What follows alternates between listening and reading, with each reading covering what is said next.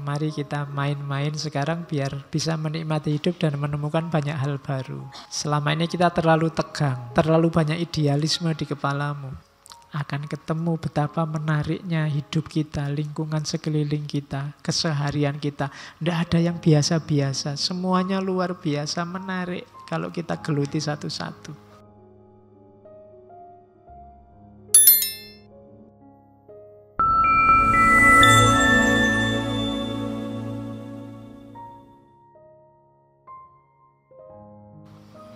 Oke, bismillah. Assalamualaikum warahmatullahi wabarakatuh. Bismillah. Mari kita lanjutkan ngaji kita. Oke, kritik sekarang. Ya, kritik yang pertama pada teorinya Piaget ini mempraktekannya tidak gampang. Kenapa? Ya karena struktur kognisinya orang itu beda-beda. Kalau saya ngajar satu kelas 40 orang dan harus ngopeni level kognisinya satu-satu, bisa pusing aku, bisa habis waktunya untuk ngopeni satu-satu. Jadi tidak gampang. Kemudian yang kedua ada kritik lagi, ini lebih dekat pada psikologi ternyata dibandingkan teori belajar. Yang ketiga ada perdebatan, mana yang lebih berpengaruh? Kualitas pikiran atau kuantitas pikiran, kuantitas pengetahuan. Dua-duanya sebenarnya penting. Cuma kalau di Piaget ini kan kualitasnya. Orang cerdas tapi tidak banyak pengetahuan yang dia miliki, mana lebih penting dengan orang yang pengetahuannya banyak, ngerti macam-macam meskipun tidak terlalu cerdas. Oh, ini debat. Ya dua-duanya sih sama-sama penting. Cuma kan kalau jawabannya begini kan kurang seru. Orang biasanya pengen yang paling powerful mana? Kecerdasannya atau ketekunannya mengumpulkan banyak pengetahuan. Ini debat, ya kalian silahkan diskusi. Mungkin yang cerdas bilang, ya kecerdasan Pak. Yang tidak terlalu cerdas, oh enggak Pak, ya pengetahuan Pak. Atau yang males bilang, semuanya akan tergantung Allah Pak. Oke. Terus stabilitas dan kelenturan. Kan sering kalian ngomong tentang IQ. Oh dasar IQ-nya pendek, dasar IQ jongkok. IQ ini sesuatu yang stabil pasti menentukan ataukah sebenarnya enggak, dia bisa naik turun. Itu juga sebenarnya debat. IQ penting, meskipun nanti dikritik. Ada EQ juga loh Pak, emotional quotient. Ada SQ juga loh Pak, spiritual quotient. Ya. Tapi wacana paling awal dulu IQ. Jadi saya tidak tahu kalian pernah tes apa enggak. Jadi IQ itu yang ngelatih level kecerdasanmu ada di mana. Ya sifatnya eksak pasti, positivistik tapi dulu jadi parameter. Kemampuan kalian tes TPA itu kan antara lain kan mengukur itu. Potensi akademik itu biasanya diukur IQ-nya, bukan emosinya. Kalau emosinya ya tesnya nggak tes pilihan ganda begitu kan. Apalagi spiritual quotient. Dan sekarang mungkin karena ikut istilah quotient itu sekarang banyak sekali istilah quotient. Ada profetik, kecerdasan profetik, ada macam-macam. Kelihatannya ada juga SQ yang singkatannya bukan spiritual tapi seksual. Sexual quotient, kecerdasan seksual. Saya tidak tahu isinya apa wacana itu. Apa sangat cerdas, ada orang ngomong apa itu pikirannya mesti ke situ. Oh. Berarti SQ-nya tinggi sekali. Jadi pikirannya ngeres terus. Nah, itu wacana-wacana psikologi pendidikan. Silahkan digali. Katanya yang paling ampuh itu SQ. Atau yang dulu kehadiran EQ juga kan mengagetkan bahwa ternyata yang menentukan nasib hidup, gaya hidup itu bukan IQ-nya tapi emosionalnya. Itu yang menemukan Daniel Goleman itu kan. Jadi Goleman ini kaget ada mahasiswa yang IP-nya hampir 4. Nilainya 4, 4, 4 terus, A terus. Hanya ada satu mata kuliah amin. Begitu dapat amin dia tidak terima. Dia merasa loh aku pintar harusnya A semua. Akhirnya saking marahnya dia pulang ngambil senjata, dosennya ditembak. Sampai tewas. Nah, itu kan terus kesimpulan Goleman, sebenarnya IQ tidak menentukan. Ternyata yang menentukan lebih banyak emotional quotient-nya. Belum lagi nanti datang wacana baru, spiritual quotient lebih asasi, lebih dasar. Ya nanti kalau ada waktu ya kita bahas tiga-tiganya. 1 bulan IQ, EQ, SQ. Satu lagi enggak tahu apa, SQ yang satunya tadi mungkin. Biar 4. Oke, ada debat juga antara natur sama nurtur. Natur itu kondisi yang alamiah atau nurtur yang bentukan sosial, bentukan lingkungan. Mana lebih bermain? Atau mana yang lebih esensial? Hakikat kecerdasanmu apa pengaruh dari luar? Pengaruh dari struktur sosial, budaya, politik di sekelilingmu. Itu natur atau nurtur. Jadi 1, 2, 3, 4, 5 ini kritik-kritik terhadap teori perkembangan kognisinya Piaget tadi. Dari banyak filosof. Oke, kita tinggalkan teori perkembangan kognisi. Sekarang kita lihat teori-teorinya tentang anak kecil. Yang saya sebut tadi dia belajar tentang anak-anak. Itu saya potong-potong dari tulisannya. Agak semi quote. Jadi ini saya kasih judul belajar tentang anak kecil. Kayak gimana sih mengajari anak kecil itu? Yang pertama katanya Piaget, when you teach a child something, you take away forever his chance of discovering it for himself. Kalau engkau mengajar, itu mungkin maksudnya mendikte anakmu, engkau sedang membuang selamanya kesempatan dia bisa menemukan sendiri. Biasanya kan kita ngajari anak itu tidak telaten. Ini jawabannya apa? Kesuwen, bapak sibuk, mas repot, ini tak jawabin kan ngono.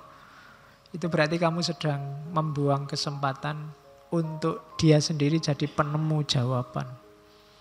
Itu akan membentuk dirinya. Jadi hati-hati menyikapi anak-anak itu. Dituruti tapi juga dirangsang berpikirnya. Jangan dikasih yang instan-instan. Nanti mereka tidak sabar menggembalakan proses. Jadi didik besok anak-anakmu untuk mau dan siap sabar mengikuti proses. Sampai dia menemukan sendiri. Itu akan lebih menancap. Akan lebih membentuk dirinya. Jadi berhadapan dengan anak kecil adalah kalau engkau ketemu mereka, jangan didikte begitu saja. Ciptakan situasi yang membuat mereka menemukan sendiri. Kalau harus ngajak ngobrol, ya ngobrol tapi jangan to the point. Pancing dia untuk menemukan jawaban sendiri. Itu katanya Piaget lebih efektif untuk membangun, membentuk. Daripada mereka dijejali hal-hal yang instan, nanti cuma dihafalkan tapi tidak ngerti hakikatnya. Yang kedua, ingatlah anak-anak itu punya logika sendiri. Saya bilang tadi di awal, itu kalimatnya. Anak-anak itu sering melihat sesuatu hanya apa yang dia sudah tahu. Sebenarnya semua orang. Ia memproyeksikan whole of his verbal thought into thing. Yang ada di pikirannya terhadap segala sesuatu.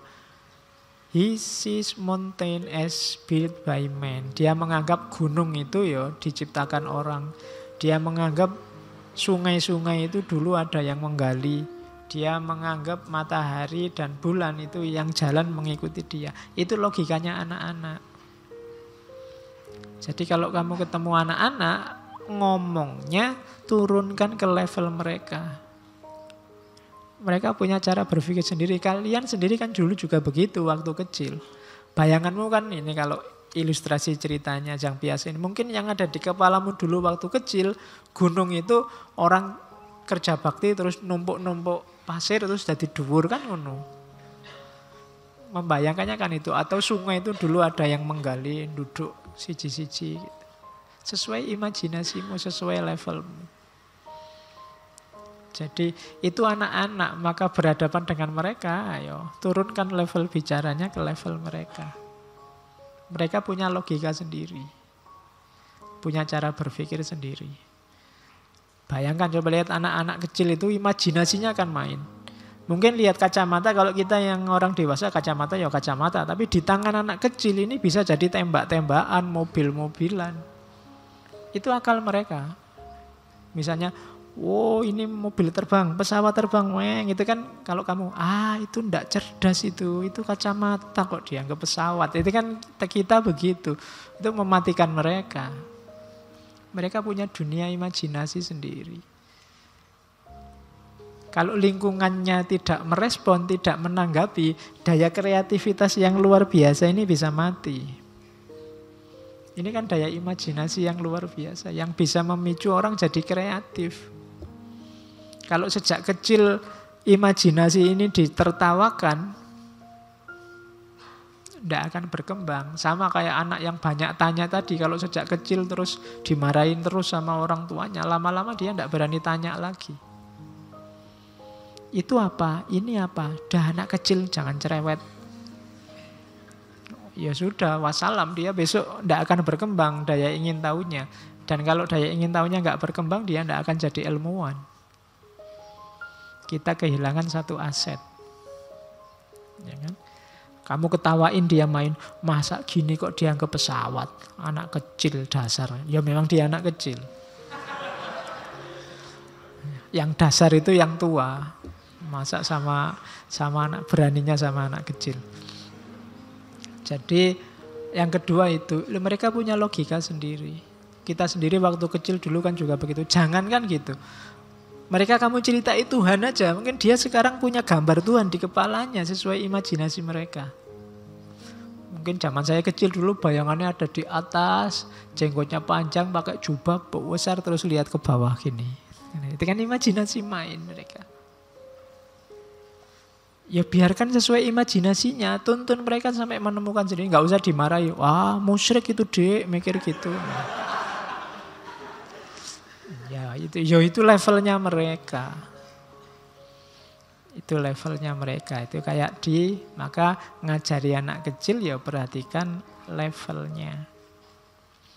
Oke, yang ketiga, every time we teach a child something, we keep him from inventing it himself. Sama kayak yang pertama tadi lah.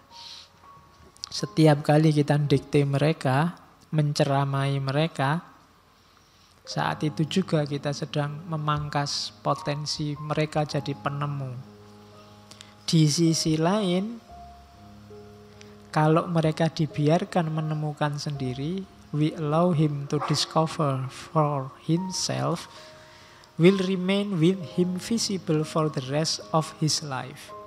Kalau dia menemukan sendiri, maka temuan ini akan berguna terus sepanjang hayat mereka. Kenapa? Lebih nempel.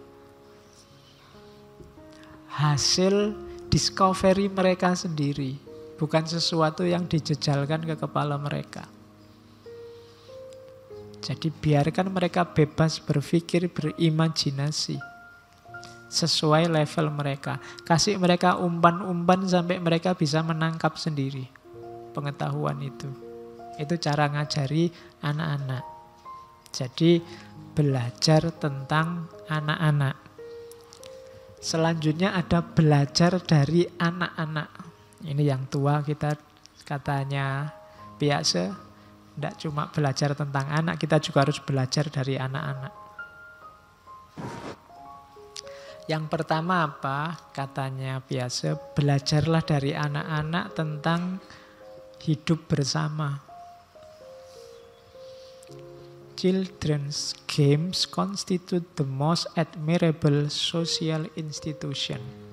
Permainan anak-anak itu katanya biasa itu merupakan institusi sosial yang paling membanggakan.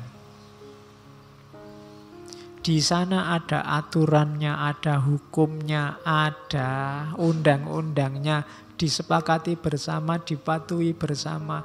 Kadang konflik tapi terus rukun lagi cepat. Kalau main kan gitu.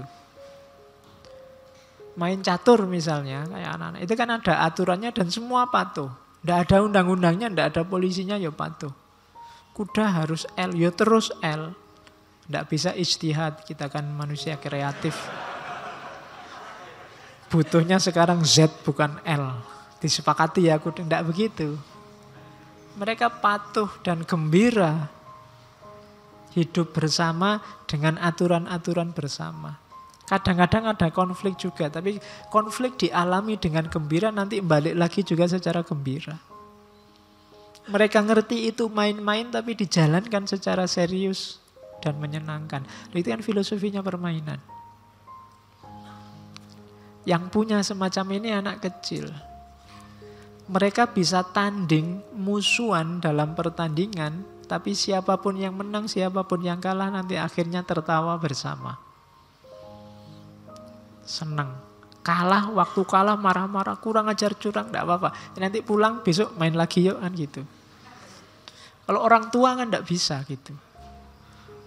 Musuhan bisa ancam-ancaman mesti. Kalau sudah kalah tunggu 5 tahun lagi. Mesti ngono. Semakin dewasa kita tidak cerdas, makanya kita belajar dari anak kecil. Kadang-kadang anak kecilnya gegeran terus orang tuanya ikut. Yang kecil sudah ketawa-ketawa main lagi bareng orang tuanya sekarang. Tidak rukun, tidak bisa ketawa lagi sama saudaranya, sama tetangganya. Tapi yang kecil sudah rukun. Itu tidak pinternya orang dewasa. Jadi yang kecil dewasa sekali menyikapi konflik, yang dewasa kekanak-kanakan sekali menyikapi konflik. Maka kita perlu belajar dari anak kecil. Pelajaran kedua katanya Piaget, egosentrisme anak-anak. Tadi kan ada fase egoisnya anak-anak. Ternyata orang dewasa juga banyak yang egois kayak anak-anak. Apa sih? Tidak egois itu in its essence adalah, esensinya egois itu apa? Tidak mampu membedakan antara kepentingan sendiri dengan kepentingan orang banyak. Tidak mampu membedakan antara individu dan masyarakat. Ada orang yang kadang mengorbankan masyarakat demi kepentingan sendiri, ini namanya egois. Kalau ada orang kayak gini, sebenarnya levelnya masih anak-anak. Usianya masih 2-7 tahun. Jadi masih lucu-lucunya. Loh ya, kita kan tidak harus marah. Kalau ada orang egois itu berarti orangnya masih lucu, masih usia 2-7 tahun. Pengen menangnya dewe. Ndak mikir lingkungan sekelilingnya. Esensinya egois kan itu. Makanya egois itu kita sebut kekanak-kanakan, childish egocentrisme. Pokoknya nyari menangnya sendiri, nyari senengnya sendiri, nyari tujuannya sendiri. Ndak peduli dengan lingkungan sekelilingnya. Orang ini berarti orangnya masih anak-anak, masih lucu. Harus dimasukkan PAUD lagi. Oke. Nah, terus how can we with our adult mind know what will be interesting? Kita ini kan sudah terlalu banyak tersituasikan oleh lingkungan sekeliling. Kita ndak kritis lagi, ndak banyak ingin tahu lagi. Kita merasa hidup sudah berjalan seperti biasa. Gimana caranya kita bisa kayak ilmuwan kritis, menemukan banyak hal baru? Katanya biasa, ikutilah anak kecil. Anak kecil itu apapun jadi hal yang baru dan menyenangkan. You can find out something new. Kalau kalian ikuti, coba lihat anak kecil itu. Saya bilang tadi loh, ini kacamata bagi kalian kan tidak menarik, tidak ada apa-apanya. Di mata anak kecil dia menarik. Bisa jadi motor-motoran, mobil-mobilan, pesawat-pesawatan. Tidak ada yang biasa-biasa bagi anak kecil.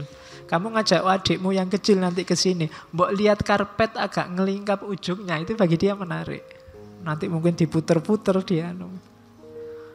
Banyak hal menarik sekelilingmu sebenarnya. Banyak hal yang bisa ditemukan. Banyak hal baru yang bisa dirumuskan. Cuma kita sangat tersituasikan oleh rutinitas keseharian sehingga tidak ketemu itu. Sarannya biasa, ikuti anak kecil. Follow the child.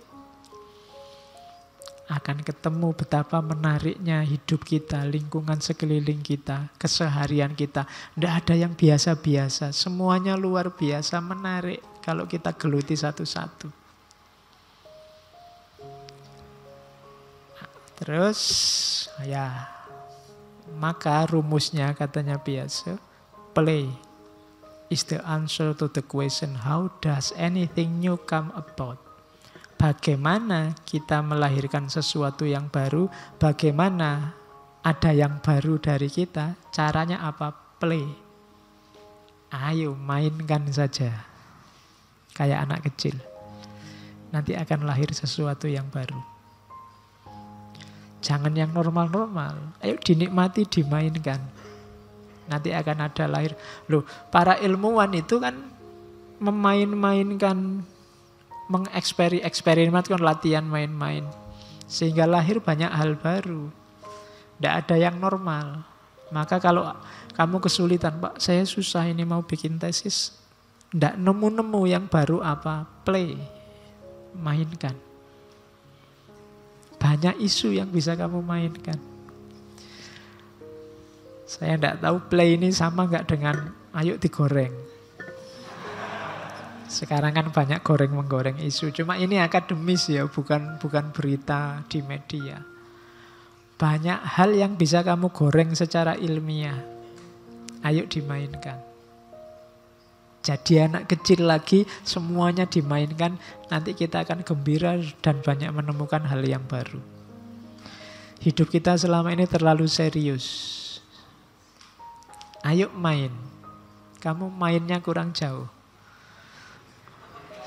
Ya, jadi mari kita main-main sekarang biar bisa menikmati hidup dan menemukan banyak hal baru. Selama ini kita terlalu tegang, terlalu banyak idealisme di kepalamu. Itu yang bikin kamu jadi penurut tadi kan.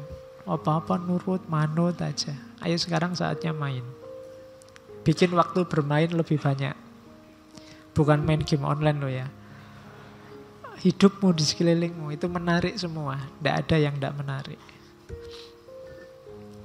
Oke, ini katanya biasa. What we see change what we know. What we know change what we see. Apa yang kita lihat mengubah pengetahuan kita. Dan pengetahuan kita mengubah cara kita melihat. Ini berputar-putar saja, sudah sering saya jelaskan. What we see change what we know. What we know change what we see. Ini nasihat untuk para guru. What is desired? Apa yang diinginkan? Maksudnya yang terbaik adalah the teacher, guru-guru tolong berhenti ceramah. Dosen-dosen tolong berhenti ceramah. Jangan puas dengan transmitting ready-made solution. Jangan puas hanya dengan mencekoi, mendulang, mentransmisikan solusi-solusi yang tinggal pakai, yang saya bilang instan tadi. Jangan seneng-seneng dikasih barang jadi kayak ngaji filsafat ini. Kamu kan selalu ngambil barang jadinya, ndak, olah lagi. Kalau ndak begitu ini jadinya cuma ceramah. Ambil inspirasi, kembangkan lagi secara kreatif. His role should rather than of a mentor. Perannya para guru, para dosen itu adalah mentor yang memicu lahirnya inisiatif dan penelitian, membuat orang tertarik ingin memahami. Termasuk ngaji filsafat ini jadikan pemicu untuk kamu tertarik menjelajah lebih jauh. Kalau hanya kalian hafalkan eman-eman, karena yang saya omongkan hanya sebagian sangat kecil dari gagasannya tokoh-tokoh besar. Jangan puas hanya di yang saya omongkan, masih dalam dan luas yang bisa kalian jelajahi. Tertarik dengan tema apapun dari ngaji ini, perdalam itu. Jangan puas dengan yang saya sampaikan, karena ini kita ada banyak keterbatasan-keterbatasan. Saatnya kalian untuk berinisiatif dan melakukan penelitian lebih jauh. Itu tugasmu. Jadi jadikan ngaji ini inspirasi. Bukan materi, tapi memicu lahirnya kreativitas-kreativitas, kreasi-kreasi pengetahuan yang baru atau penelitian-penelitian lebih dalam. Terakhir, ini untuk ganti, nanti sebentar lagi teman-teman takmir mau ngumumkan apa, kelihatannya ada hubungannya sama ini. Ada tips dari Piaget. Kalau kamu pengen pinter, pengen bisa berpikir, ada cara paling gampang, nulis. I could not think without writing. Kalian pernah menulis apa? Percayalah dalam hal yang kamu tulis itu kamu merasa lebih menguasai, lebih paham. Dibandingkan dengan yang hanya kalian ingat-ingat saja. Maka tradisikan menulis. Bukan nulis status loh ya. Ya. Wawasan-wawasan yang penting, pengetahuan-pengetahuan penting, kalau bisa tulislah. Nulis itu ndak harus kemudian kamu orientasikan, ya Pak nanti saya muat di jurnal, ya kalau bisa dimuat bagus. Saya mau bikin buku, kalau jadi buku bagus. Tapi menurut saya intinya tidak di situ, tapi pokoknya nulis saja. Semakin banyak kamu nulis, semakin canggih kamu berpikir menganalisis. Tulis saja. Karena katanya biasa, I could not think without writing. Aku tidak bisa mikir tanpa nulis. Berarti apa? Proses berpikirmu yang tadi saya bilang kepalamu itu sebenarnya rame setiap hari. Sekarang jangan biarkan rame di dalam. Keluarkan semua. Medianya apa? Tulisan. Nanti pada saatnya pasti ada gunanya. Simpan baik-baik, sopo ngerti besok anak cucumu butuh. Atau ada masalah yang kamu punya referensinya. Dan ternyata referensinya adalah tulisanmu. Jadi biarkan tulisan-tulisanmu numpuk banyak juga tidak apa-apa. Syukur-syukur ternyata kok bagus-bagus. Alhamdulillah bisa diterbitkan. Kalau tidak juga tidak masalah. Kamu sudah dapat keuntungan sangat banyak dari tulisan yang kamu buat. Jadi nyawa dan teori terakhirnya di situ untuk teman-teman yang mahasiswa. Jadi latihanlah nulis. Oke, saya kira itu materi untuk minggu ini. Minggu depan kita masuk ke filosof pendidikan yang lain. Mungkin agak beda dengan yang kita bahas 2 minggu belakangan ini. Mungkin lebih banyak kritik-kritik terhadap dunia pendidikan. Kalau ini kan teori-teori yang membangun. Nah, besok teori-teori yang agak mendekonstruksi gaya pendidikan lama. Ada Paulo Freire dan nanti ada Ivan Illich. Diakhiri nanti dengan Steiner. Oke, saya kira itu untuk malam ini. Kurang lebihnya mohon maaf. Wallahul muwafiq. Wallahu a'lam bissawab. Wassalamualaikum warahmatullahi wabarakatuh.